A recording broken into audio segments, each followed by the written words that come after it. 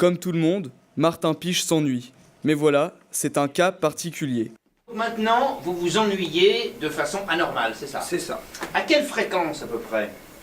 Non, j'ai pas de fréquence, non. Je m'ennuie en permanence. C'est du non-stop. Pour remédier à l'ennui, Martin Piche se rend chez un psychiatre renommé. S'ensuit alors une consultation de plus d'1 heure, durant laquelle le médecin, doté d'une curiosité sans faille, va questionner son nouveau patient. Si la pièce est basée sur l'ennui, c'est parce qu'elle est née à la suite d'un challenge que s'est lancé l'auteur. J'aime bien les défis.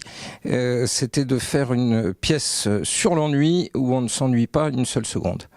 Donc il y avait que la comédie comme traitement. Tout le ressort comique de la pièce tient, outre le génie de l'auteur, sur l'affrontement de ces deux personnages, celui qui est un droupi et l'autre qui saute partout en trouvant ça génial.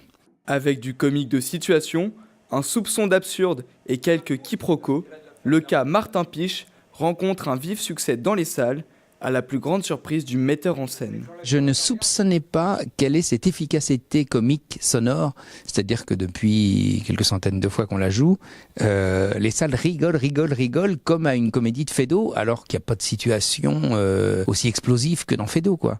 Et donc je pensais qu'on aurait un accueil de gens qui sourient, qui trouvent ça charmant, plein d'humour, et en fait ça rigole.